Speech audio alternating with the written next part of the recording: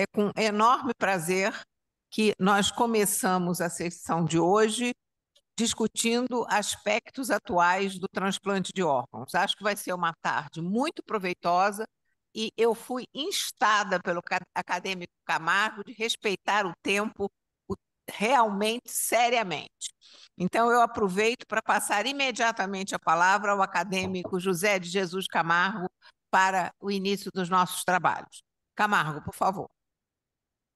Obrigado, senhora presidente. Nós estamos muito felizes de contar aqui com essa verdadeira elite da transplantologia internacional, que sempre teve um papel muito importante na participação do Brasil.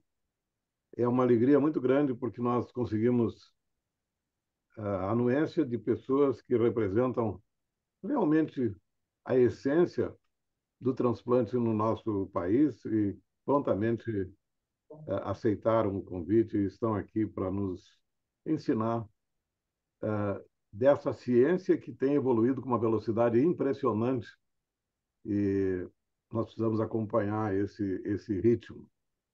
Eu queria chamar para começar o meu querido amigo Joel Andrade. Ele já entrou? Não consegui vê-lo ainda. Eu falei com ele por telefone, ele está presente aí.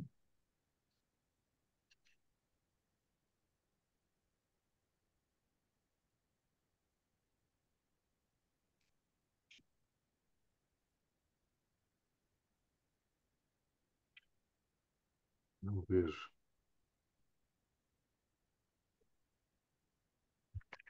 Vamos chamar o Joel.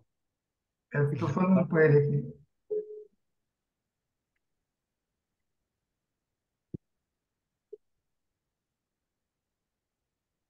Doutor Camargo, Sim. tudo bem? Ah, tá. Oi, Joel. Muito obrigado pelo convite. Eu já estou a posto Camargo, aqui há alguns você minutos. poderia apresentar o nosso primeiro palestrante, por favor? Claro. O Joel Andrade é um médico intensivista responsável pelo programa de residência médica em medicina intensiva do Hospital Universitário de Santa Catarina.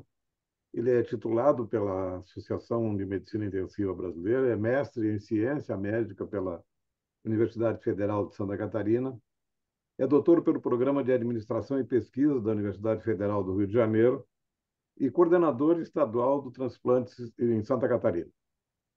O Joel é autor de uma proeza, porque ele realmente colocou Santa Catarina no mapa dos transplantes, criando o programa mais efetivo que nós temos no Brasil e que, há cerca de uns 10 anos, ele tem estado entre Estados Unidos e Espanha, que é um modelo internacional, e com maior proximidade, aliás, da Espanha do que dos Estados Unidos, por uma organização fantástica, na qual ele exerce uma liderança incomparável. É um prazer enorme tê-lo aqui, Joel. É uma honra para essa instituição recebê-lo e ter a oportunidade de ouvi-lo contar os caminhos do sucesso para um programa de captação de órgãos em transplantes. Bem-vindo, meu caro Joel, a palavra é sua. Muito obrigado, doutor Camargo. Me sinto entre amigos e o senhor representa um dos grandes. Agradeço as palavras da apresentação, que certamente tem amizade e também gentileza. E vou contar para vocês, nos próximos minutos, algo sobre a trajetória de um estado que, há 19 anos atrás, tinha exatamente a média dos doadores que existia no Brasil e que, pouco a pouco, foi se destacando e escrevendo uma trajetória distinta da que nós vemos no resto do país hoje. Essas barras azuis representam o desempenho dos estados em relação ao ano de 2023 em doação e transplantes.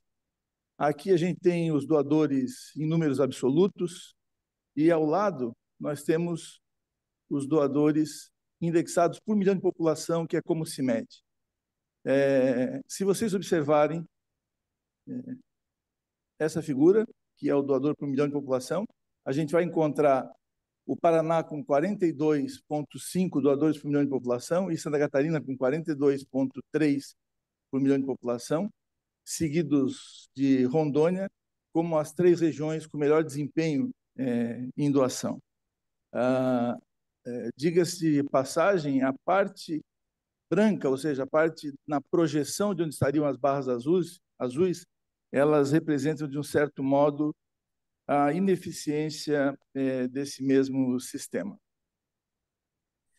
Quando a gente olha para a questão do percentual de efetivação, ou seja, daquelas mortes encefálicas notificadas ao Sistema Nacional de Transplantes, quantas viram doadores efetivos, a gente vê uma das características mais fortes de Santa Catarina nesse processo. Há vários anos, há mais de uma década, nós temos a melhor taxa de efetivação, ou seja, o melhor número de doadores efetivos dentro do universo daqueles notificados à Central de Transplantes.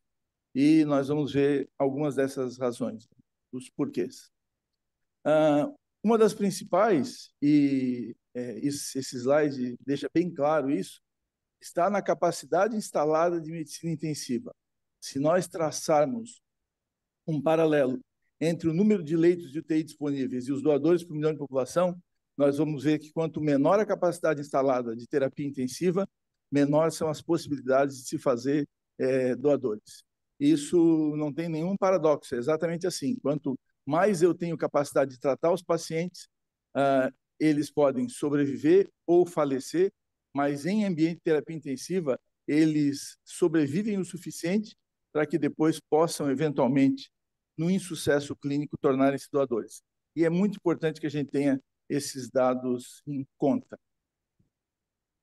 Em relação ao Brasil, basicamente, sempre tivemos 2 modelos de coordenação de transplantes, aquele da Comissão Hospitalar de Transplantes, onde cada instituição hospitalar tem seu grupo de profissionais, normalmente médicos e enfermeiros, que procuram os doadores dentro da instituição, e o modelo de organização de procura de órgãos, onde um hospital se responsabiliza por uma série de hospitais na sua área de alcance e cuida do processo de doação de transplantes dentro dessa instituição. Cada modelo tem suas vantagens e desvantagens. A OPO, não resta dúvida, que tem a vantagem de dar escala a quem trabalha. Quer dizer, quem trabalha numa OPO vê muito mais famílias potenciais doadores que quem trabalha numa comissão hospitalar de transplantes.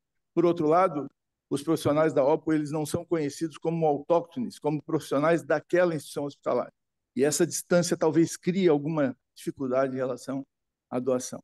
Já o modelo da Comissão Hospitalar de Transplantes, embora tenham menos processos no período de 1 ano, existe uma intimidade muito grande dos profissionais de saúde daquela instituição com as famílias ali atendidas. Quando eu comecei nessa função, eu comecei porque Santa Catarina tinha a prática de exportar todos os pacientes que precisavam de transplantes para os estados vizinhos do Rio Grande do Sul, Paraná e, eventualmente, para São Paulo. Então, houve uma reunião dentro da Secretaria de Saúde e a decisão foi promover uma mudança na Central de Transplantes, convidando um médico intensivista para coordenar a Central de Transplantes, o que até então não tinha acontecido. Eu cheguei nesse posto com muitas dúvidas sobre como fazer, por onde caminhar.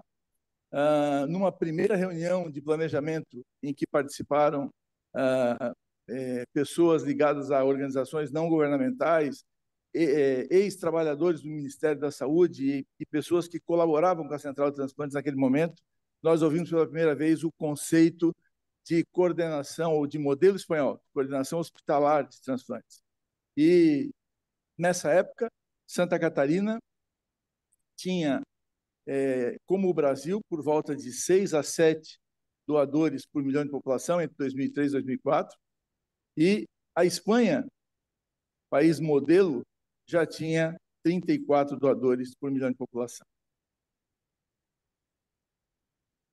Eu tive a oportunidade, a convite do governo espanhol, de ir até o Hospital La Fé de Valência, um hospital de mais de 1.000 leitos, que faz todos os tipos de transplantes que vocês conhecem, mais transplante de face, de antebraço e de perna.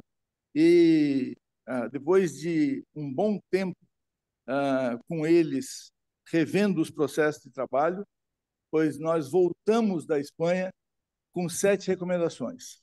Não vou tomar o tempo de vocês com cada uma dessas recomendações, mas basicamente falavam de estruturar coordenações hospitalares de transplantes nos principais hospitais de Santa Catarina, remunerar esses profissionais coordenadores que não eram remunerados na época e desenvolver programas de educação voltados a cada um dos aspectos mais importantes do processo de doação e transplante.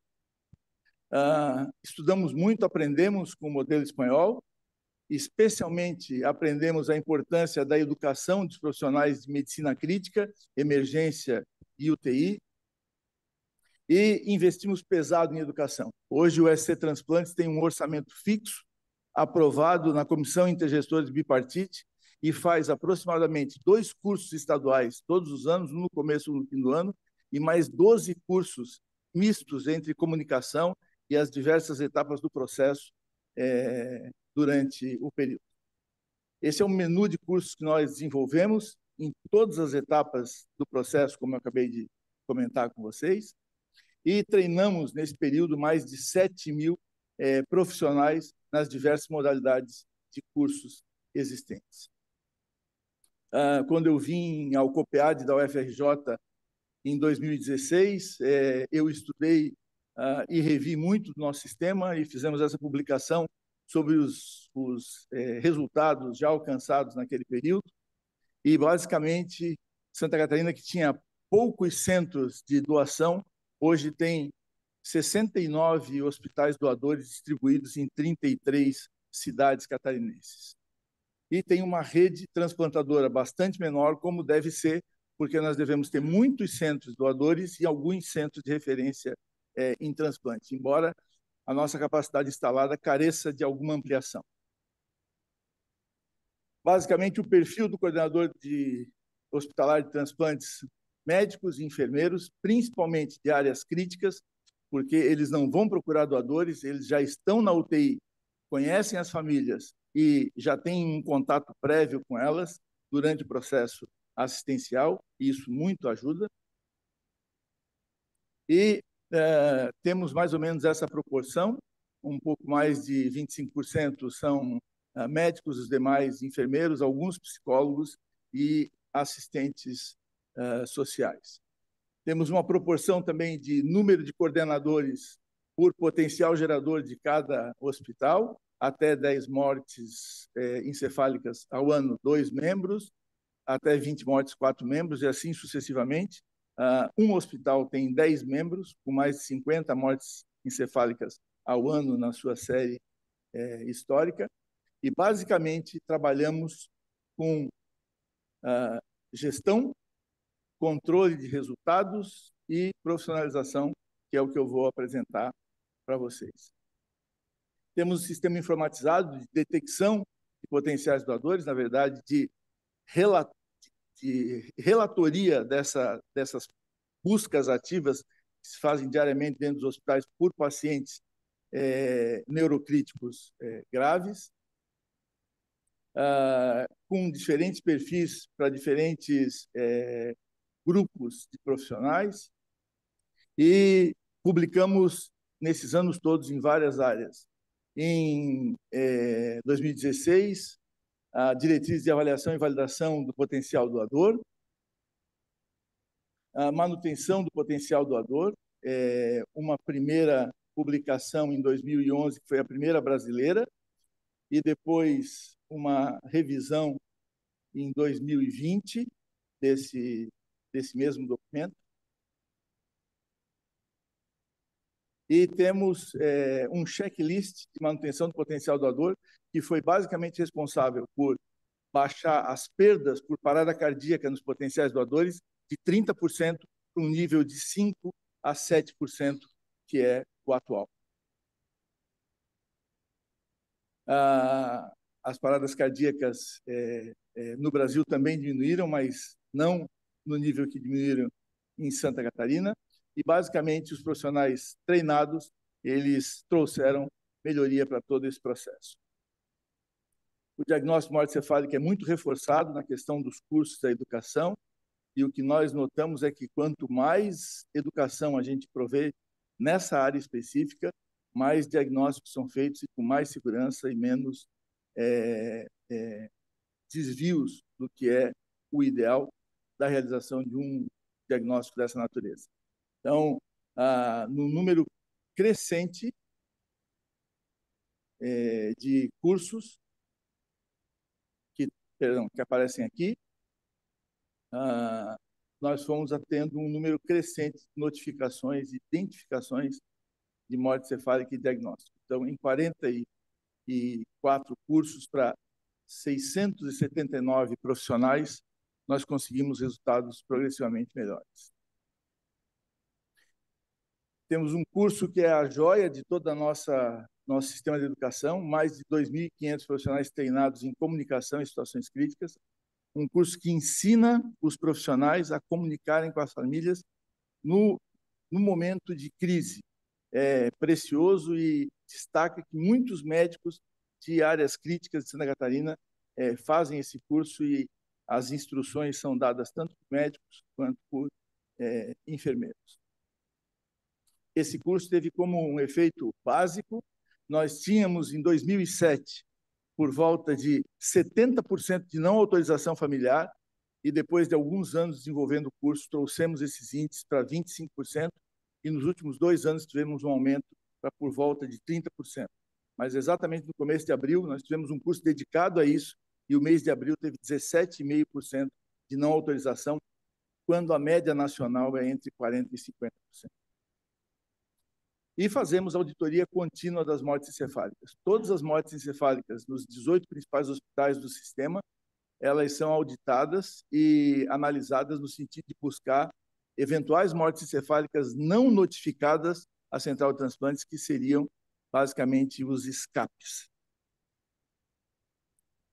O resultado de todo esse trabalho foi esse, quer dizer, de 2005 para frente, nós fomos crescendo e descolando da curva brasileira. Chama a atenção, chama a atenção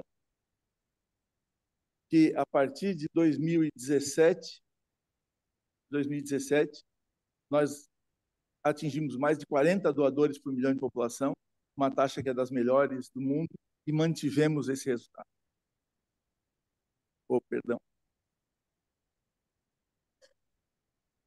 E nos últimos 19 anos, por 14, nós somos os líderes isolados da doação de órgãos para transplante no país, e nos outros 5 anos, nós fomos o segundo colocado. Vocês podem ver aqui que o Paraná divide conosco os melhores resultados do país nos últimos anos. Recebemos um grande reconhecimento do governo espanhol no final de 22, como uma região que desenvolve um trabalho excelente para a América Latina, e reconhecendo que por um ano nós somos melhores que a própria Espanha, mas mais importante do que o reconhecimento é que entre células, tecidos e órgãos, 22.000 catarinenses foram transplantados dentro desse sistema eminentemente público que existe em Santa Catarina. Basicamente, eu não vou tomar o tempo de vocês com todas essas mensagens, mas tem 3 mensagens que eu gostaria de ler para vocês. A melhora dos resultados em doação e transplantes ajuda a tornar essa questão uma prioridade de governo. As famílias dão de volta aquilo que elas recebem. Então, a comunicação empática é vital na doação de órgãos. Se não houver boa relação entre profissionais de saúde e família, não há doação. E, por último, que o transplante deve ser encarado como uma política de Estado e não uma política de governo. Não pode ter a visão míope de um programa que vai durar poucos anos enquanto dura o governo. Ele deve ser uma política permanente de Estado. Um grande agradecimento a todos os profissionais que têm ajudado a construir esse sistema.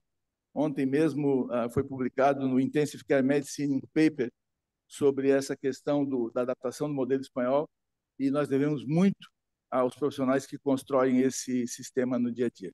Muito obrigado.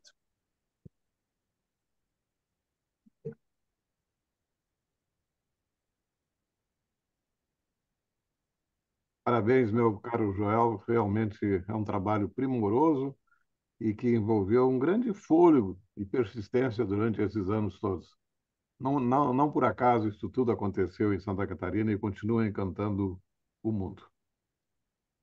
Nós vamos passar agora a palavra ao nosso secretário, Dr. Maurício Magalhães Costa, que vai apresentar o próximo conferencista.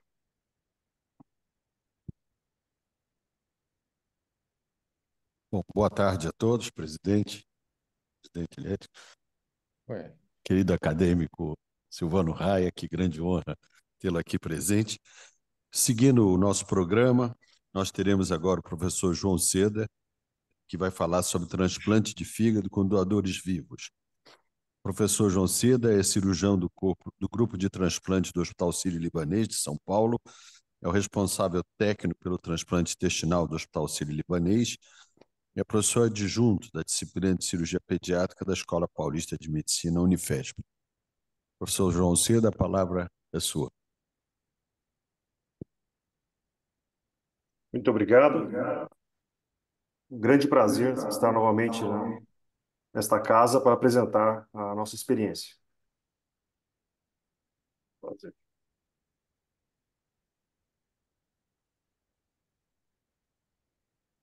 O tema da aula é o transplante de fígado com doadores vivos. Mas é impossível eu não me ater ao transplante pediátrico, que é o grande responsável pelos nossos números e os nossos resultados. Nesta aula eu vou falar um pouquinho sobre a história, sobre as indicações nas crianças, sobre a alocação de órgãos, sobre os doadores vivos, os tipos de enxerto que nós utilizamos nos adultos e nas crianças, sobre a cirurgia de bancada, dos receptores e as conclusões. Começo com a história e não posso deixar de mencionar a grande inspiração da minha carreira como médico, que foi o professor Starzo, que fez o primeiro transplante de fígado em 1963 em Denver, no Colorado. E nós atribuímos ao Dr. Starzo outras grandes conquistas no campo do transplante, como a introdução do tacrolimus na prática clínica, como as primeiras séries com sobrevida dos transplantes intestinais e multiviscerais. Mas desde a introdução do transplante, um grande problema, especialmente na população pediátrica, ocorre. Como na maior parte das listas das doações nos países, os doadores, em torno de 95% são adultos, e como 80% das mortes na população pediátrica elas ocorrem antes de 2 anos de idade, existe uma grande desproporção entre o tamanho dos enxertos disponíveis e o tamanho das crianças, que são pequenininhas. Bismuth e Pittmeyer introduziram o transplante com órgãos reduzidos e o split para 2 receptores, uma criança e um adulto, normalmente. Mas a grande contribuição para o transplante pediátrico foi trazida pelo professor Silvano Raia, em 1988, nessa publicação de 89 no Lancet, onde ele descreve os 2 primeiros transplantes intervivos, que realmente trouxeram luz ao problema da mortalidade ilícita para as crianças. E eu tive o prazer de escrever uma carta para o Lancet, publicada agora em janeiro de 2024, onde nós comemoramos 35 anos da introdução do transplante intervivos. Desde a introdução do registro mundial do transplante intervivos, no ano 2000, mais de 80 mil vidas foram salvas com esta técnica inovadora descrita pelo professor. A maior parte das indicações no transplante pediátrico é para as crianças que têm atresias visibiliares. Então, para as crianças pequenas, até 80% das indicações são decorrentes da atresia de vias biliares, que é uma doença congênita que, se não tratada nos primeiros 60 dias de vida, os pacientes evoluem com cirrose e morrem entre 18 e 24 meses após o nascimento. Existem outras causas, coletivamente as doenças metabólicas são um grande grupo, mas os tumores hepáticos primários e outras causas de colestase são entre as principais causas de indicação para transplante. E como nós podemos tratar esses pacientes? Eu já trouxe luz em relação a isso, com as técnicas desenvolvidas pelo professor Bismuth, pelo professor Pittmeyer na Alemanha, e o transplante com doador com morte encefálica com fígado inteiro, né, dos doadores pediátricos. Mas o nosso assunto é o transplante intervivos. E vejam a nossa experiência. Até a semana passada, nós temos um total de 1.506 transplantes pediátricos, sendo que 1.267 são com doadores vivos, 27 com transplante dominó. Se nós adicionarmos os transplantes intervivos em adultos que nós fizemos ao longo dos anos, nós temos hoje 1.447 transplantes intervivos feitos nos nossos pacientes. Nesses hospitais que aqui estão. AC Camargo, Sírio-Libanês e Hospital Samaritano de São Paulo. A alocação de órgãos para a população pediátrica ela é baseada num critério de gravidade, que foi introduzido nos Estados Unidos em 2002 pela doutora Sue McDermott, que leva em consideração esses fatores, como bilirrubina sérica, o RNI, a falha do crescimento e a idade da criança. E no Brasil, já sabendo que nos Estados Unidos esse cálculo do PELT não dava poder de competição para as crianças com os fígados de adultos, em 2006, e também graças aos trabalhos da doutora Temes, do Rio Grande do Sul, nós introduzimos o PELT modificado no Brasil. Então, em todas as listas de espera, as crianças são as primeiras colocadas nos diversos tipos sanguíneos. Em relação aos enxertos para o transplante intervivo, como as crianças são pequenas, eu já mencionei isso, grande parte dos enxertos são segmentos laterais esquerdos. Vocês veem aqui o segmento 2 e 3 da classificação de Quinault, publicada em 1957. Mas, mesmo assim, o segmento lateral pode ser muito grande para as crianças. Então, nós utilizamos técnicas como a hiperredução do segmento lateral esquerdo, os monossegmentos descritos por Cassahara em 2003, onde ele faz o transplante somente do segmento 2, e a redução anterior do segmento lateral esquerdo por nós descritos, e eu vou mostrar adiante. Então, veja isso, uma hiperredução de um segmento lateral esquerdo, que é feita em dois planos, um plano lateral e um plano inferior, e esse fígado será transplantado numa criança pequena. É a técnica mais utilizada e difundida na literatura. Para os adolescentes e para os adultos, nós utilizamos também o lobo esquerdo, inicialmente descrito pelo grupo do Dr. Makuchi no Japão, em 1994, ou mais comumente para os adultos, a técnica com transplante com lobo direito, descrita pelo professor Lo, em 97, em Hong Kong. Mas eu quero chamar a atenção para duas inovações que nós, no nosso grupo, desenvolvemos e publicamos na literatura. Primeiro, é o fígado inteiro dominó a partir do primeiro doador vivo, e eu vou explicar adiante. E o segundo é a redução anterior do segmento lateral esquerdo para resolver o problema da desproporção do tamanho do enxerto para a criança. Vejam, na primeira técnica, que é o transplante dominó, eu vou explicar com um detalhe isso. Primeiro receptor tem uma doença metabólica. Falta uma enzima que faz o metabolismo dos aminoácidos ramificados.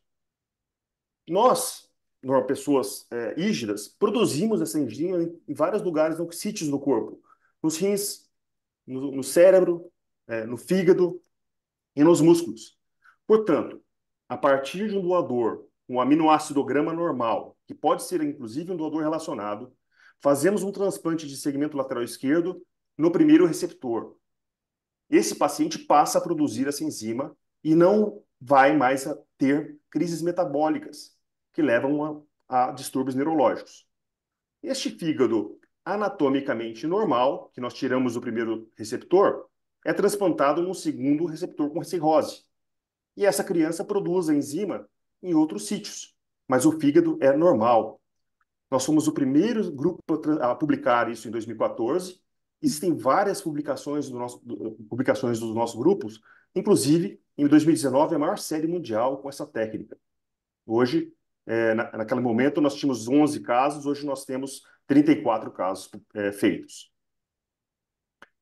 Em 2016 e 2017, nós fizemos as primeiras séries brasileiras de transplante com doador com laparoscopia, porém, devido ao financiamento do SUS, nós não pudemos continuar, não observamos maior morbidade para os doadores, mas, na verdade, um menor tempo de internação e uma reabilitação precoce, e graças à colaboração internacional com o professor Olivier Soubrane, de Bujon, nós fizemos esses procedimentos com segurança. Mas hoje em dia, olhando para o futuro, a cirurgia do doador é a cirurgia robótica que em alguns centros no mundo, na Arábia Saudita e na Índia, já estão sendo realizados de rotina. Na cirurgia da bancada, nós fazemos a perfusão dos órgãos, como os senhores sabem, com soluções a 4 graus centígrados, soluções de preservação. Grande parte dos transplantes parciais, especialmente os transplantes intervivos, a cirurgia da bancada envolve as venoplastias, que podem ser simples, como essas que eu apresento aqui nesse slide, mas podem ser venoplastias complexas, como foi descrito pelo Dr. Eduardo Fonseca, do nosso grupo, e publicado no Liver Transplantation em 2023, onde 7 pacientes que submeteram-se a esta reconstrução com uso de enxertos de interposição entre a veia do segmento 2 e 3, quando elas são muito distantes, nenhum dos pacientes tiveram bloqueio de efluxo venoso. Em relação à cirurgia dos receptores, para aqueles que não são afeitos ao transplante de fígado, nós fazemos 4 anastomoses. A primeira anastomose sendo das veias hepáticas, a segunda anastomose da veia porta, e depois disso fazemos a reperfusão do enxerto, e depois a anastomose arterial e das vias biliares. Esse mesmo procedimento é realizado para os fígados parciais. Mas vejam, a dificuldade no transplante com fígados parciais é maior, devido ao pequeno tamanho dos vasos. Então vamos aos diversos passos e vou mostrar as melhorias técnicas ao longo do tempo. A primeira anastomose, a anastomose das vias hepáticas, é sempre uma anastomose muito ampla. E as complicações relacionadas ao bloqueio de efluxo venoso, na nossa experiência, são menores que 0,5%. Vejam a imagem, um fígado inteiro de um doador dominó sendo implantado num receptor cirrótico. A anastomose, o ponto crucial para a reconstrução vascular na criança é sempre a anastomose da veia porta. Ela depende de vários fatores. Vejam, eu gostaria que vocês vissem essa angiografia, onde a veia esplênica se une à veia mesentérica superior e vão dar uma veia porta pequena, esclerótica, mínima, nos casos de crianças com atresia de vias biliares. Então, o sucesso dessa anastomose vai depender de fatores relacionados ao receptor, por exemplo, se a criança tem a hipoplasia da veia porta, nos casos de atresia. Depende do tamanho do enxerto que você vai dar para essa criança. Enxertos grandes, onde a relação do peso do enxerto para o peso da criança é maior de 4%, pode trazer um maior risco de complicações vasculares. E, obviamente, existem fatores sistêmicos, como as hipercoagulabilidades, que podem determinar o maior risco de tromboses e complicações pós-operatórias. Outra coisa importante que nós podemos ver nessas geografias é o roubo de fluxo através do território da gástrica esquerda, shunts esplenos renais distais e até mesmo shunts para a parede abdominal. Idealmente, uma anastomose portal deveria ser feita de maneira término-terminal, ou na bifurcação da veia porta direita e esquerda, como vocês podem ver nessa figura à direita. Porém, eu gostaria de fazer uma pausa para mostrar para vocês o grande problema do transplante pediátrico, especialmente nas crianças pequenas, que é a síndrome do Large Forsyth. Vejam, existem dois braços dessa síndrome. O primeiro é uma veia porta pequena, onde existe um roubo de fluxo, um baixo fluxo portal, que determina um maior risco de trombose. Quando acontece isso? Nos casos de atresia de vias biliares. Vejam, uma veia porta esclerótica na figura à esquerda, mas nós utilizamos técnicas onde nós ressecamos toda a porta e utilizamos um enxerto de interposição entre a confluência espleno-mesentérica e a veia porta do doador. E na figura vocês veem uma veia mesentérica inferior do doador sendo utilizada. Desde que nós começamos a utilizar essa técnica, Esse é um estudo publicado em 2014 no Liver Transplantation, com 100 pacientes em cada período. Nós passamos a utilizar cada vez mais o enxerto de interposição e no último período não existe nenhum caso de trombose aguda de porta, que pode determinar uma pior sobrevida do paciente. Outro braço da síndrome são aquelas crianças pequenas, com uma cavidade abdominal pequena, e que recebem um enxerto grande, com aquela, como eu disse, aquele graft to recipient weight ratio maior do que 4%. Quando você fecha primariamente esses pacientes, você vai causar uma compressão do enxerto e, com isso, uma dificuldade de trânsito do sangue dentro do fígado, com um aumento do risco de trombose. Como que nós manejamos essa situação? A primeira estratégia para solucionar essa síndrome é a hiperredução, que é aquela feita em 2 planos, que é a técnica mais utilizada no mundo. Mas vejam, essa imagem à esquerda é de um doador. E olha o tamanho que esse fígado fica na cavidade de uma criança de 30 anos com uma hepatite fulminante por herpes vírus. A segunda técnica para mitigar esse problema é o fechamento estadiado da cavidade abdominal, que pode durar de 3 a 4 semanas e parte de uma criança grave, da colocação de um Bogotá, com fechamento progressivo até conseguir o melhor resultado. Mas vejam, essas crianças, elas têm o maior tempo de intubação, o maior tempo de UTI, apresentam mais complicações e hemoculturas positivas em 30% das vezes. Como que nós poderíamos fazer para resolver esse problema? Nós desenvolvemos, baseados em estudos de tomografias de doadores, a ressecção hepática anterior do segmento lateral esquerdo. Vejam, eu vou falar bem lentamente para que possam ver a técnica em todos os detalhes. Aqui está, nós partimos de uma hiperredução tradicional. Fazemos a medida do diâmetro antero-posterior. E, posteriormente, determinamos um ponto cranial máximo da dissecção para não avançar no território da veia hepática. Respeitamos o limite profundo, que é a tríade para o segmento 4, e fazemos uma incisão paralela à superfície do fígado. Com isso, nós tiramos parcialmente ou totalmente, toda a face anterior do fígado, como vocês podem ver nessas duas outras figuras que estão aqui. É uma ressecção não anatômica para aqueles que estão afeitos à cirurgia hepática. Publicamos essa técnica no começo de 23 com 8 crianças. Houve uma redução do graft to recipient weight ratio de 4,8% para 3%. O diâmetro anteroposterior em 40% das vezes conseguimos reduzir e obtivemos um fechamento primário em 7 de 8 receptores. E vejam, atualização de maio de 2024, fizemos 23 casos para crianças com peso médio de 6,4 quilos e dessas criancinhas, somente 2 necessitaram de fechamento secundário. O menor enxerto que nós já transplantamos com essa técnica foi um enxerto de 125 gramas. Terceira anastomose é a anastomose da artéria hepática. E aqui eu vou tomar meu tempo e mostrar para vocês que essas anastomoses são usualmente muito pequenas, diminutas, entre 1 e 2 milímetros. Nós não realizamos anticoagulação pós-operatória e utilizamos a microcirurgia em todos os casos, desde o caso inicial, feito em 1995. Esse trabalho nosso de 2012, entre 430 transplantes intervivos, mostra que a taxa de trombose de artéria nessa experiência era de 4,3%. Mas esses pacientes tinham um risco de 5 vezes maior de mortalidade e de 11 vezes de perda do enxerto. Como que se manifesta a trombose da artéria?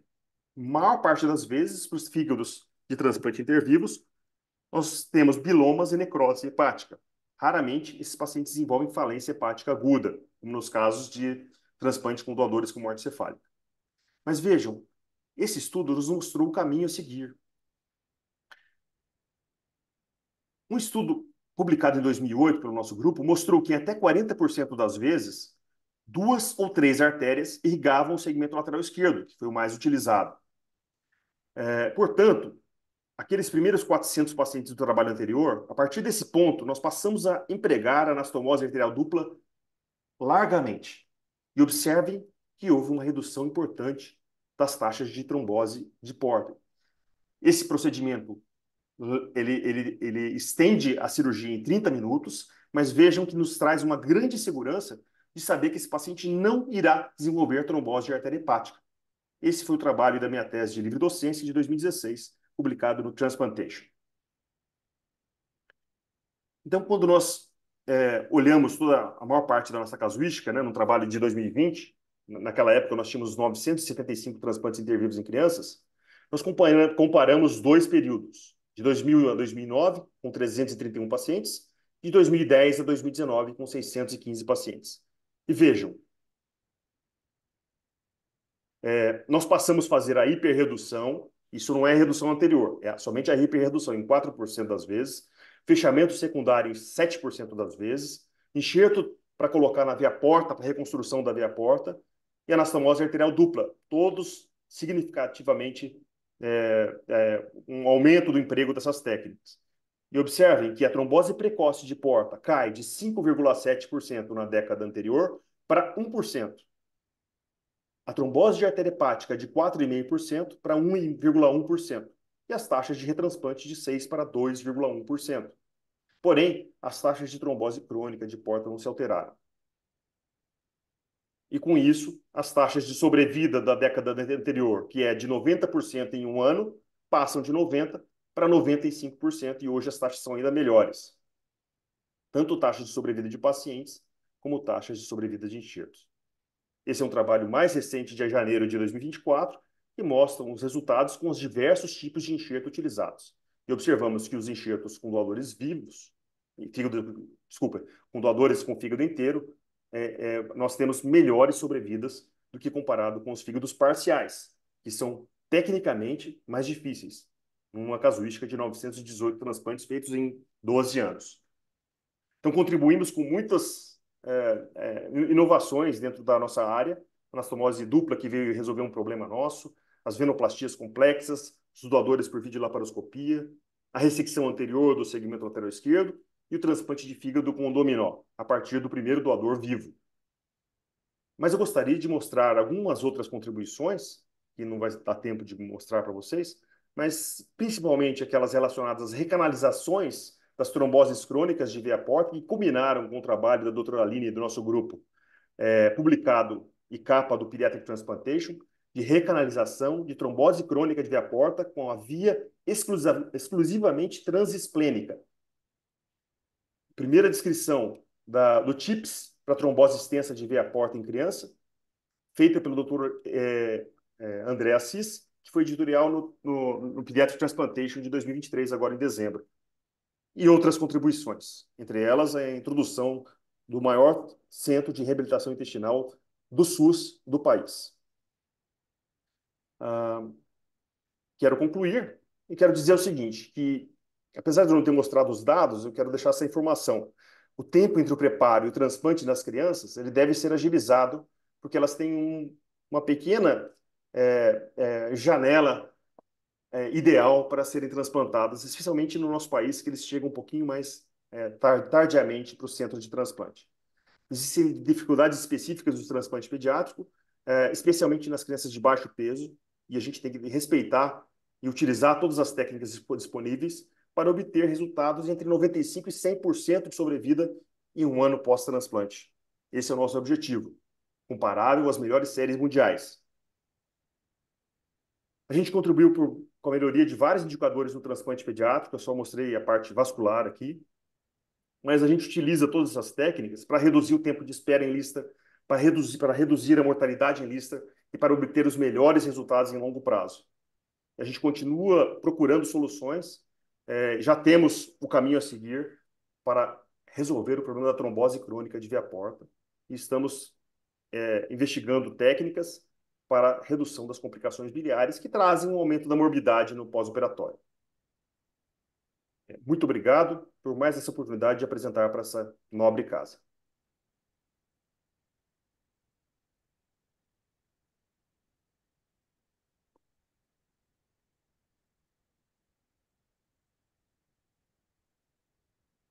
Obrigado, meu caro Dr. João Seda Neto. A sua apresentação mostra realmente uma experiência impressionante. Meus parabéns, não esperávamos menos que isso, porque a sua história é realmente impactante em quem trabalha com qualquer procedimento que envolva dificuldade. Trabalhar com transplante pediátrico e intervivos é realmente conviver com dificuldades e desafios. Meus parabéns. A próxima apresentação é uma apresentação muito especial porque envolve uma figura que é muito mais do que um mestre da cirurgia, é uma figura inspiradora para todos nós. O professor Silvano Raia será apresentado por nossa presidente, doutora Eliette Buscalat. Muito obrigada, acadêmico Camargo. É com enorme prazer que eu apresento o acadêmico Silvano Raia, que é uma inspiração para todos nós. Ele é membro titular da Academia Nacional de Medicina desde 1991, é doutor pela Universidade de Londres e professor da Faculdade de Medicina da Universidade de São Paulo, instituição da qual foi diretor de 1982 a 1986. Ocupou o cargo de secretário de Saúde da Prefeitura de São Paulo entre 93 e 95 e foi o primeiro cirurgião na América Latina a realizar um transplante de fígado em 85 no Hospital das Clínicas de São Paulo e o primeiro no mundo a realizar o mesmo transplante intervivos em 81. Ele é um grande entusiasta do xenotransplante e é o grande responsável pela pesquisa de ponte executada nessa área pela USP. Além de tudo, ele é realmente uma inspiração e, a gente pode dizer claramente, um ícone na medicina. Muito obrigado, acadêmico Silvano Raia, por ter vindo à academia hoje para fazer essa apresentação presencial. Muito obrigada.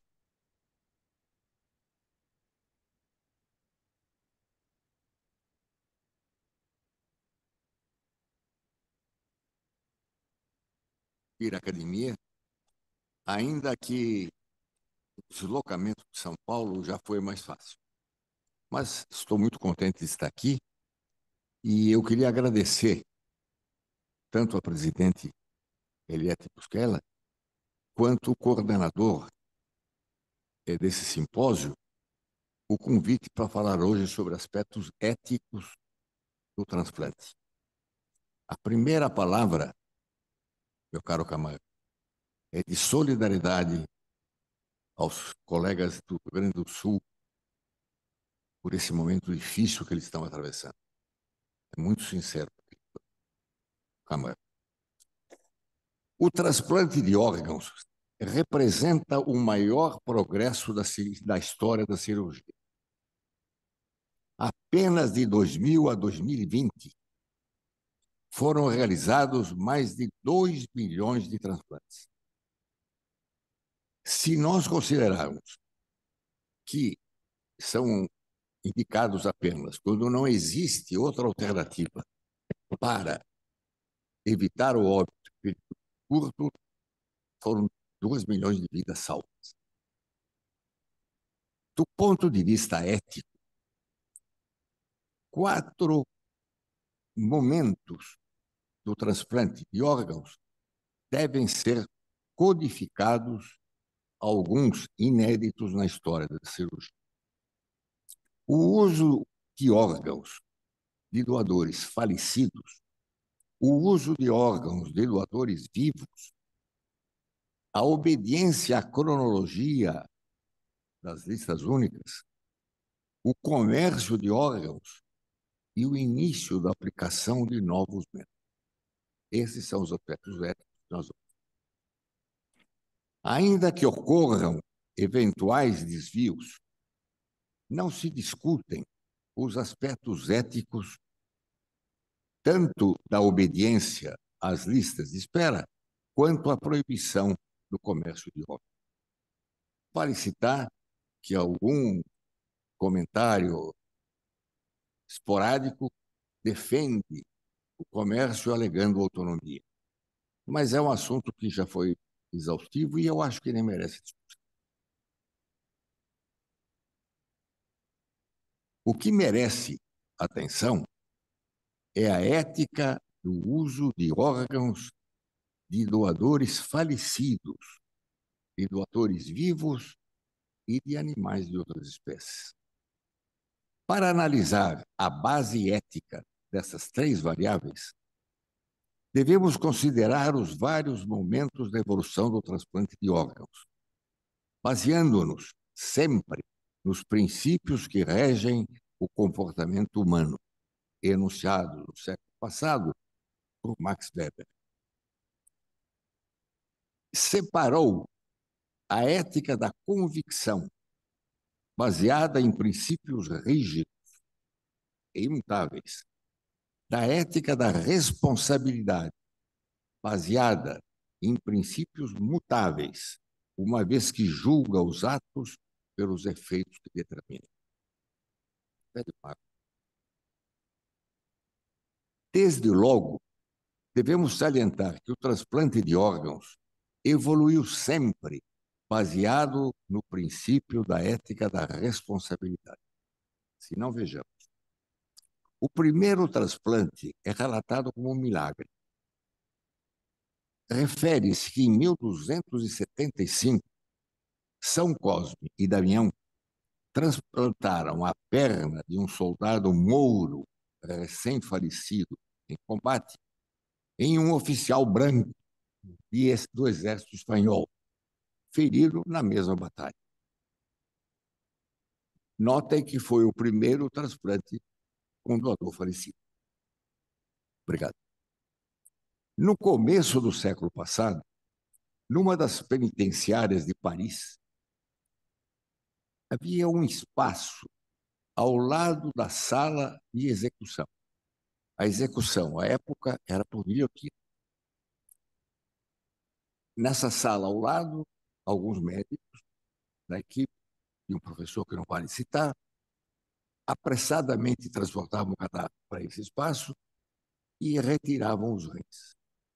E de carro, atravessavam toda Paris para ir ao hospital que a preferir, transplantando em seres humanos. Isso levantou uma questão ética, mais uma vez, de quem pertencem os órgãos de humanos condenados à morte.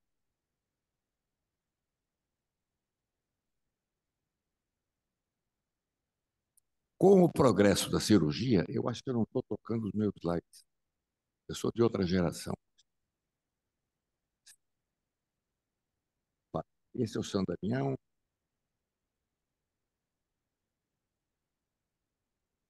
Isso é interessante. Com o progresso da cirurgia e da imunologia, observam-se que novas perspectivas permitiram que em apenas 34 anos realizaram-se sucessivamente transplantes de todos os órgãos sólidos. 34 anos. Agora foram em 56. Em 1954, Joseph Murray realizou o primeiro transplante de rim entre dois irmãos univitelinos, abrindo um novo capítulo da cirurgia e estimulando prolongadas discussões éticas. Pela primeira vez, o tratamento e a vida do ser humano dependiam da mutilação de outro, vivo ou morto. Esses procedimentos despertaram discussões éticas. Somente terminaram quando, em 2000, João Paulo II, durante o Congresso Internacional de Transplantes Internacional, com a participação de representantes dos maiores centros, discutiu e codificou a captação de órgãos de doadores com morte cerebral.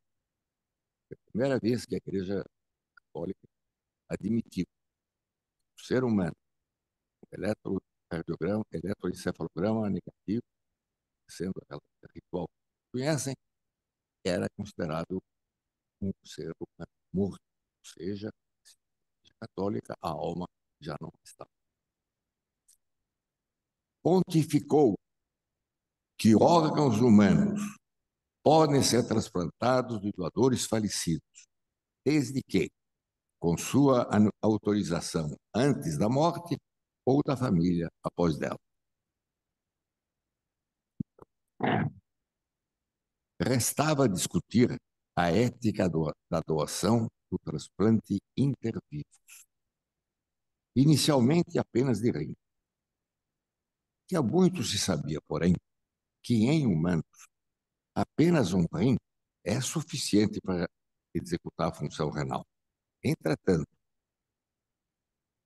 o acometimento de um órgão, a sua retirada, criava uma condição de maior labilidade a uma eventual doença renal. Ainda assim, milhares de transplantes de rim intervivos já foram realizados. Aceita-se que o ser humano lúcido e bem informado pode dispor dos seus órgãos, desde que essa doação não implique e não interfira nas suas condições de vida no momento do transplante. Com licença.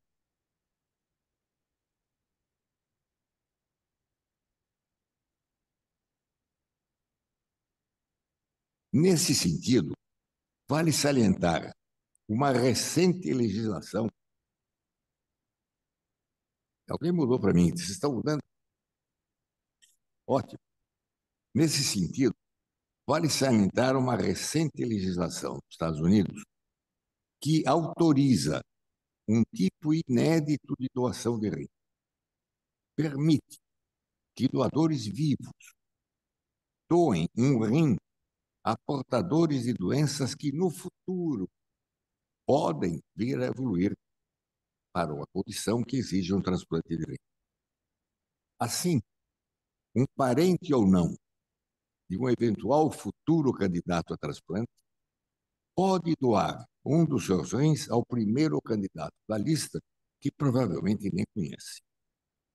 Ao fazê-lo, recebe um voucher do diapositivo de rim, de órgão, que confere a quem o apresentar a prioridade que poderá ser efetuada a qualquer momento, inclusive depois da morte do doador. Tudo é feito nos Estados Unidos para facilitar a doação. Entretanto, a discussão ética ganhou aspectos inéditos no transplante de fígado intervivo. Em 1988, motivados pela falta de doadores com morte cerebral de baixo peso, as crianças raramente têm morte cerebral, porque não andam de bicicleta, não levam tiro, são protegidas, felizmente. Necessários para atender receptores pediátricos inscritos na lista de espera, leia-se atresias e os bilhares, descrevemos uma técnica de transplante de fígado intervivo. O segmento lateral do fígado de um doador sadio é transplantado para um receptor pediátrico. Baseados na nossa experiência anterior, confirmamos que há muito já se sabia que após uma ressecção de fígado, em 2 ou 3 meses, o remanescente se regenera até atingir o volume original. Essa previsão, de fato, ocorreu também no remanescente do doador. E o segmento transplantado cresceu até o volume e o peso de um fígado para aquela idade. Abrindo parênteses, eu devo dizer a vocês que, na minha ótica, a regulação desse processo regenerativo é uma das maravilhas da natureza humana e dos mamíferos, todos eles têm.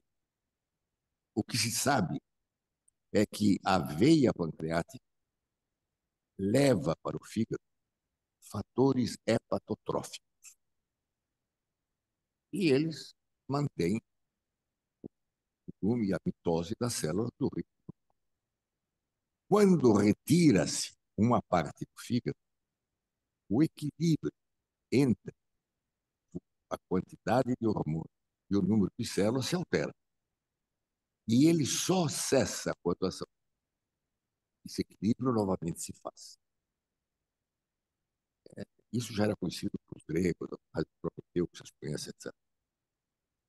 Apesar de ter sido aprovado pela Comissão Ética do Hospital das Clínicas da Faculdade de Medicina, acho que o professor Giovanni lembra bem disso, a nossa técnica suscitou muitas críticas e discussões em centros nacionais e internacionais. Alegavam a transição do primeiro princípio da ética de Hipócrates, primum non nocere. E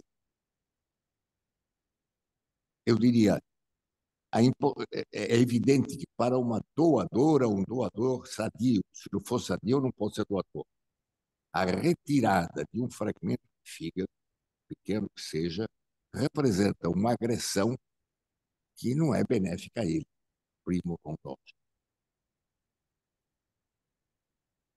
Para nos defender, baseámonos no ponto de vista médico, no fato já referido, que sistematicamente, após 2 ou 3 meses da exérese, o remanescente se regenera e devolve o volume normal. Além disso, a ressecção em conjunto dos segmentos 2 e 3, que representa 30% do fígado, constitui procedimento de baixo risco, como havíamos já demonstrado em dezenas de casos operados, sem mortalidade e sem complicações graves, ter maternidade e assim. Do ponto de vista ético, nos baseamos no já citado princípio da ética da responsabilidade e no princípio da autonomia, que confere a todo ser humano o direito de decidir sobre o seu corpo. Vejam, eu quero mostrar a permeabilidade de todos esses raciocínios. Eu usei minutos atrás esse mesmo princípio para evitar a venda de óbito. E agora eu uso para garantir a possibilidade de doar um pedaço. É a ética da responsabilidade. A nosso ver, não existe diferença entre ética, morreu, meu.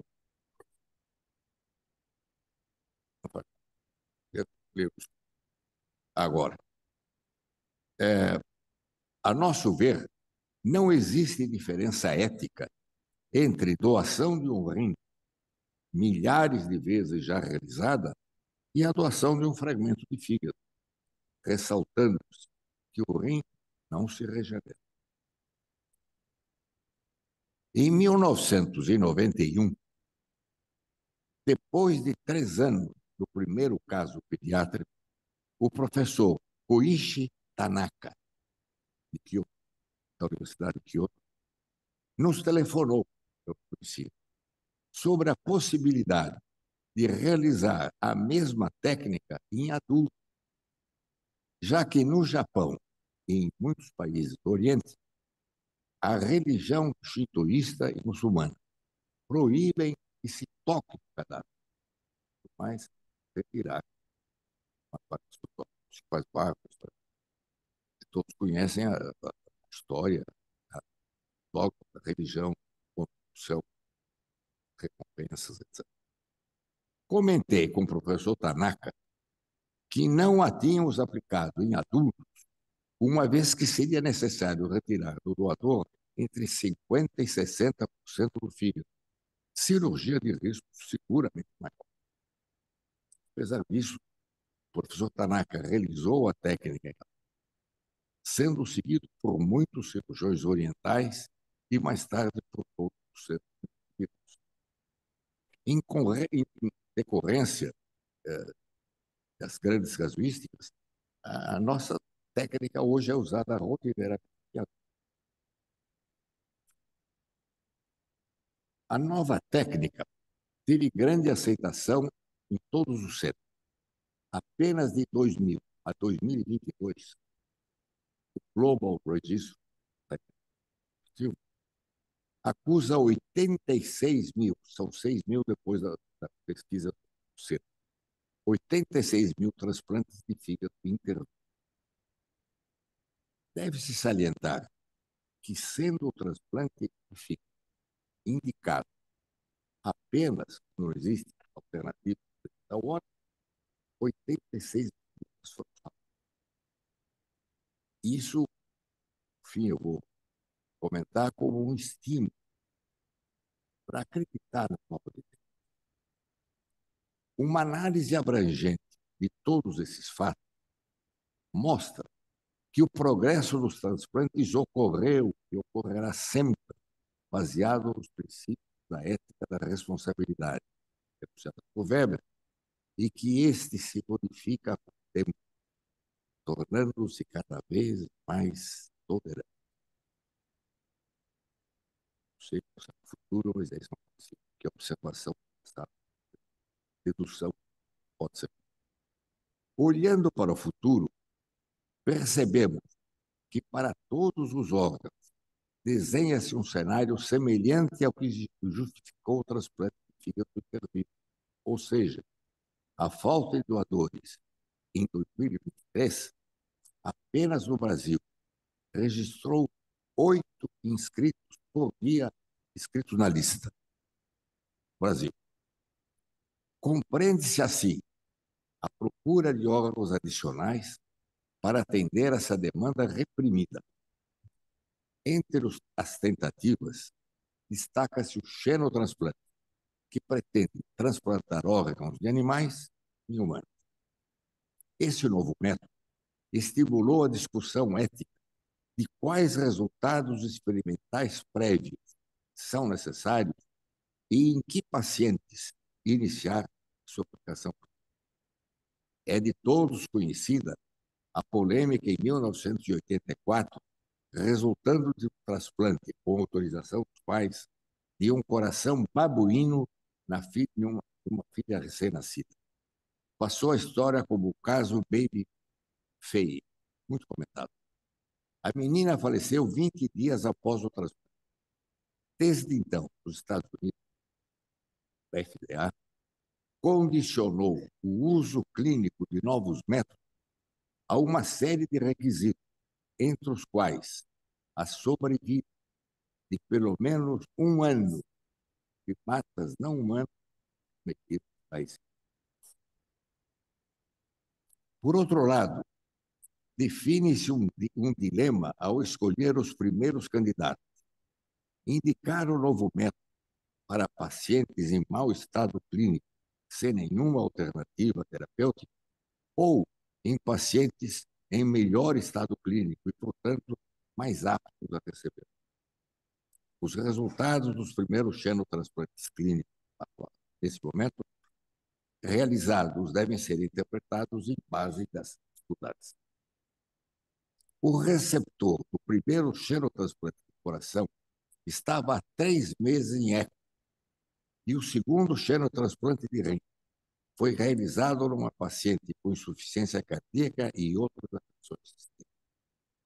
O paciente xenotransplantado de rim, em Boston, era hipertenso e portador de diabetes tipo 1. Evidentemente, apresentava complicações cardiovasculares. Para concluir, sugiro que interpretemos esses resultados, esses e outros de novos métodos, lembrando que a história da cirurgia relata progresso em fase de sucesso consequentes à correção de erros anteriores, e que a mente humana sempre se alarga frente à nova.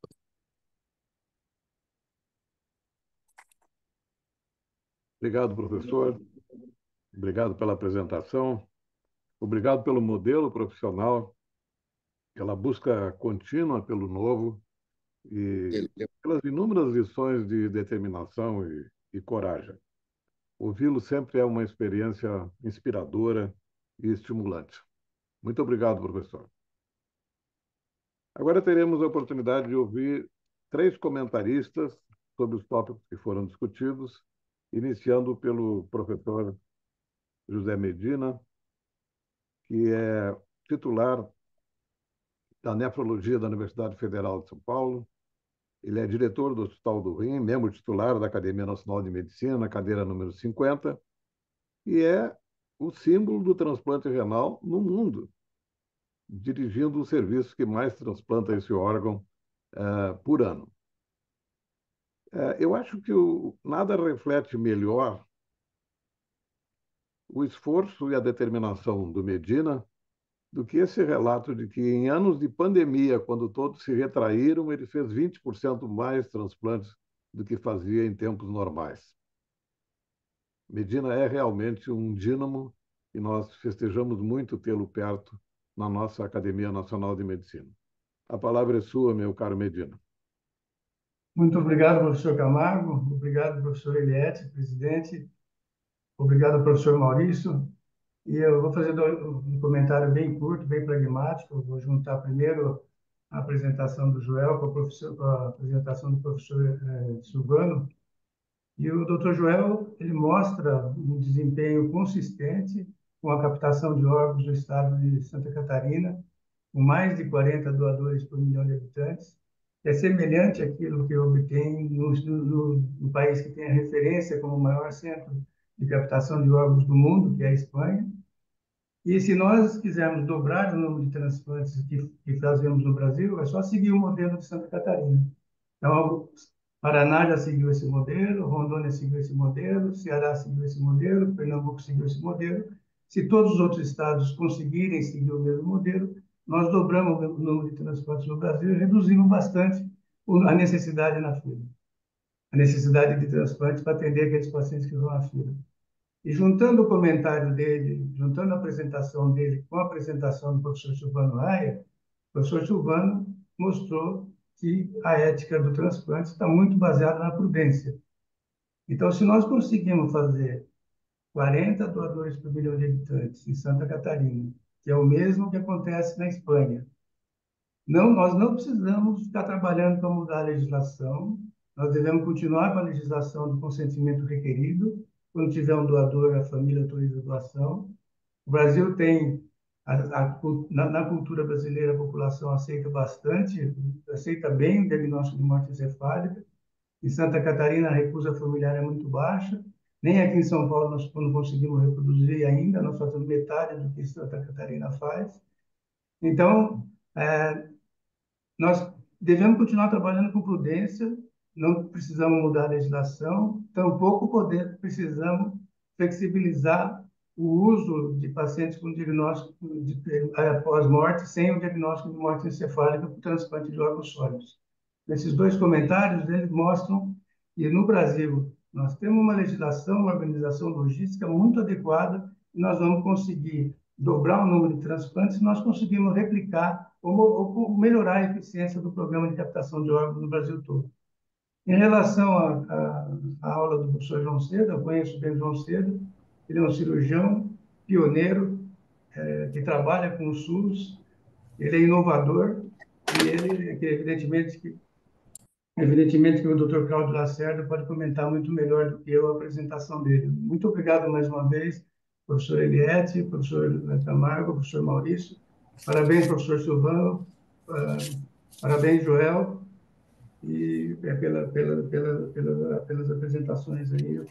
Muito obrigado pela chance mais uma vez de manifestar minha opinião sobre essas questões que eu acho bastante polêmicas e que nós devemos ser bastante conservador e bastante prudente. Obrigado, Medina. O próximo comentarista será o professor Ronaldo Damião, que será apresentado pelo Maurício Magalhães Costa. Por favor, o presidente Maurício. Bom, parece que o acadêmico Ronaldo Damião não está impossibilitado de participar do comentário, então eu passo a palavra novamente ao professor Camargo para que apresente o professor Cláudio Lacerda. Obrigado, Maurício. Que pena o Damião não poder participar. O Cláudio Lacerda, ele é professor titular de cirurgia abdominal da Universidade de Pernambuco, é membro da Academia Pernambucana de Medicina, é chefe do serviço pioneiro em transplante de fígado do Norte e Nordeste, e eu acho que a marca pessoal do Cláudio Lacerda é a insubordinação.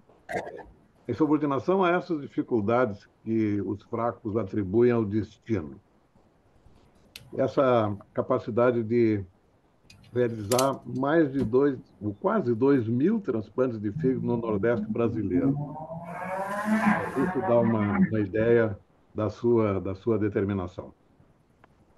Eu acho que quem precisar de motivação para trabalhar em dificuldades deve começar lendo um livro que ele escreveu logo depois de uma experiência humana muito forte, com uma menina que necessitava de transplante de fígado, e o título do livro é Acorde Governador, em que ele mostra toda a sua capacidade de resistir às dificuldades circunstanciais de um meio que cria dificuldades crescentes naqueles lugares, especialmente com menor recurso material. Vai ser um prazer ouvi-lo, meu caro Lacerda. Boa tarde a todos. Obrigado, Camargo, pelas palavras generosas. Eu gostaria inicialmente de me dirigir à doutora Eliette Busquelli, presidente da ANM, e ao próprio professor Camargo, para agradecer pela gentileza do convite e para parabenizá-los pela qualidade deste simpósio. E não poderia deixar também, a exemplo do que fizeram alguns antecessores, de, neste momento, me dirigir aos professores aqui presentes, Camargo e Walter Garcia, para expressar a nossa solidariedade, considerando que eles são pessoas tão humanistas, né? Quem os conhece sabem disso. Nós podemos imaginar o quanto vocês estão sofrendo neste momento. A nossa esperança de dias melhores para essa gente do Rio Grande do Sul. É muito bom também rever amigos aqui, ainda que virtualmente, especialmente os da minha área, como o meu mestre, professor Silvano Raia, de quem eu tenho o privilégio de desfrutar de uma amizade resistente ao tempo e à distância, um ícone, como foi dito, nacional e mundial da transplantação de fígado. Também rever aqui o Dr. Rodrigo Viana, orgulho de todos nós no cenário internacional da transplantação de órgãos do aparelho digestivo, e que, inclusive, parece que finalmente vai ser repatriado para a alegria de todos nós. Os transplantes de órgãos, os transplantadores de órgãos no Brasil, né, todos nós sabemos disso, eles dependem muito do desempenho das respectivas centrais responsáveis pelas captações. E isso é muito heterogêneo no Brasil. É impressionante como no Brasil você tem estados que chegam a ter esse desempenho, como Santa Catarina, como Paraná, Brasília, Rio de Janeiro, com números que se aproximam dos países paradigmáticos, né, nessa atividade, como Espanha, como Croácia, que fazem 40 ou mais transplantes de órgãos por milhão de habitantes ano. E tem estados que continuam com um desempenho pífio em captação de órgãos. E refletindo sobre tudo que o Joel Andrade falou, a conclusão é muito óbvia, né? Nós dependemos de pessoas como ele em cada um dos estados para que a gente melhore muito a atividade no país. Aqui em Pernambuco, nós chegamos a fazer, minha equipe chegou a fazer mais de 130 transplantes de fígado por ano, né, se colocando entre as 3 maiores do país, segunda, terceira equipe, fazer mais transplantes de fígado. E, no entanto, com o passar do tempo, a gente vê que há uma queda nos nossos números em função das mudanças que ocorrem na central de transplantes, por conta de governos que modificam, né, as equipes e fazem, por critério por critérios muitas vezes políticos, né? Lamentavelmente, aqui em Pernambuco, a Central de Transplante de Órgãos tem sua coordenadora escolhida por mero critério político, né? Então, o sonho de todas as equipes transplantadoras do nosso imenso país é ter coordenadores de centrais, né, com a criatividade, com a dinâmica, com a resiliência, né, que tem o Joel Andrade, e que inspirou outros estados, né, como o estado vizinho, Paraná, com certeza, né, o próprio Rio de Janeiro, que durante um tempo ficou aí com um desempenho também muito frustrante, né? Brasília, que também está muito bem. Eu espero que isso sirva de inspiração para outros estados no Brasil. Gostei muito da apresentação do João Seda, que não surpreende a mim nem a ninguém, particularmente quem se dedica a transplante de fígado, e nós fazemos transplante de fígado, nós somos a única equipe que faz transplante de fígado em crianças de baixo peso em toda a região norte e nordeste, e nós fazemos isso porque temos um cirurgião aqui e uma pediatra clínica, hepatopediatra, treinados pela equipe do João Seda, do Eduardo Antunes, e isso é uma responsabilidade muito grande, não é? Porque são crianças que vêm de vários estados da região Nordeste, da região Norte, para serem transplantadas aqui. Quando essas crianças têm condições econômicas, eu confesso, a gente coloca que a nossa indicação seria transferi-las para São Paulo, porque a expectativa de agilidade no transplante, a expectativa de resultado é muito melhor nessa equipe, que tem números impressionantes, né, que impressionam não só a nível nacional, como a nível internacional. As contribuições científicas dessa equipe, né, são muito grandes, é impressionante, né, o desempenho desses colegas de São Paulo. Em relação às palavras do professor Silvano Raia, eu pessoalmente fico muito feliz com elas, né? E elas não me surpreendem, é o brilho de sempre. E semana passada eu conversei por telefone com o professor Silvano Raia, tentando convencê-lo a escrever suas memórias. Falei do meu inconformismo se isso não acontecer, porque por uma palestra de 20 minutos dá para ter uma ideia, né, da riqueza de informação. O professor Silvano Raia, ele personifica a história da transplantação de fígado, né, no mundo, no Brasil e no mundo. E deixar de escrever essas memórias, deixar de escrever sua biografia, seria uma pena. Eu espero contar, inclusive, com os acadêmicos para tentar nessa tarefa aí de convencê-lo a fazer isso, né? Seria uma grande contribuição à medicina e à cultura nacional. Bem, esses eram os meus comentários, também curtos, e eu gostaria de renovar aqui minha gratidão e dizer do meu prazer, da minha honra, e que está sendo uma tarde muito rica, em que eu tenho aprendido bastante. Um abraço para todos. Obrigado, Cláudio Lacerda. Eu acho que essa conclamação é muito boa. Nós temos que todos considerar uma causa da academia convencer o professor Silvano Raia a contar a sua história. Nós conhecemos fragmentos dela e eles já nos encantam.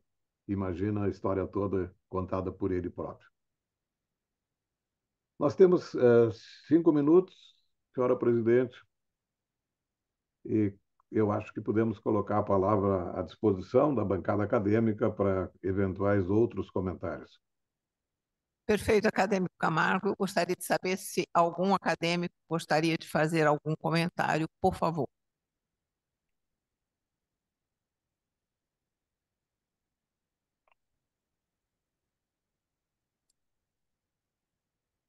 Acho que nesse momento provavelmente as pessoas estão um pouco hipoglicêmicas, mas eu quero dizer da minha felicidade de ser possível conviver com pessoas como essas que eu tive experiência hoje à tarde. Eu aprendi muito e é sempre um prazer ouvir o professor Silvano Raia e pode contar comigo para insistir que ele escreva as suas memórias. Professor, o senhor está devendo isto para toda a nova geração. O senhor quer falar alguma coisa? Eu posso. Veja, Deus me abençoou nessa fase final da minha vida, me dando uma tarefa enorme que é o projeto Xenotransplante. Presidente, eu trabalho muito, trabalho em casa, mas sem exagero, trabalho de 6 a 8 horas por dia, isso é inegável. E eu não sei se seria adequado para mim, nesse pôr do sol, escrever minhas memórias ao invés de contribuir para que esse projeto vá para. É um projeto fascinante. Temos tido um apoio incondicional de todos os outros. Eu creio que eu posso dizer a vocês que não me negaram uma vez. Se não mais fizemos, não foi por falta de apoio dentro dos limites. E é um bom momento para comentar com vocês que se eu tivesse a autoridade, a primeira coisa que eu faria no país, primeira, seria aumentar o nível dos salários dos pesquisadores. Porque nós evitaríamos o burnout, que eu sinto, já perdemos 2 ou 3. Vejam, o salário de um doutor que faz pesquisa tempo integral é de R$ 8.600. O que acontece? Que eles trabalham 1 ano, 2, treinam, são muito bons, ficam melhores e são convidados por outros até para trabalhar. E o que acontece? Que esse brain out vai também muitas vezes para os Estados Unidos. Então, vocês lembram, ou saibam, que na China, décadas atrás, 2 décadas, houve um lançamento de um número infinito, muito grande, de pós-doc para os Estados Unidos. Mas dizem os que sabem que havia um compromisso, que se eles não voltassem, a família ia sofrer consequências muito sérias. E eles voltaram. A Coreia do Sul fez o mesmo. E nos mostram, a Coreia do Sul, na época que eu comecei a prestar atenção nessas coisas, tinha um PIB 1/3 do nosso. Hoje é 2 vezes o nosso. Paísinho pequeno. Então, acho que nós, que somos uma liderança da medicina, devíamos intensificar, mais do que tudo, uma pressão para que o sistema valorizasse a pesquisa. É um comentário que eu faço absolutamente convicto de que essa seria uma grande contribuição. Presidente, quem sabe a academia, de alguma maneira, influir para que isso acontecesse.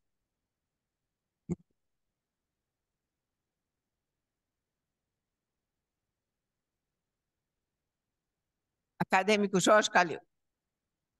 Muito obrigado, presidente.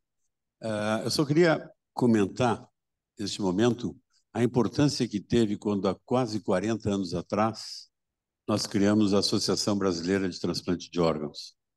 Apesar do Brasil fazer já naquela época vários transplantes, nós não éramos bem vistos, às vezes, na comunidade internacional, porque haviam alguns aspectos éticos, o professor Silvano Raia trouxe, inclusive com venda de órgãos, etc.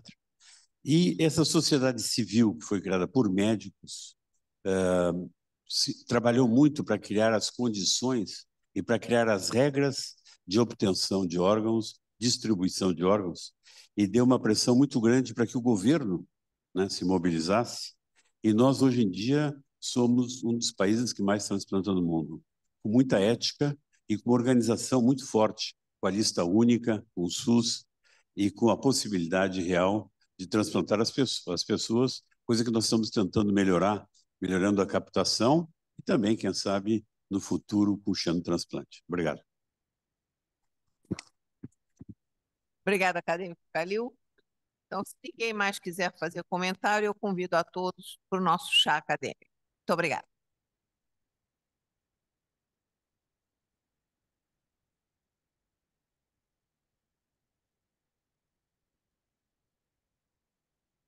Voltaremos todos às 18 horas.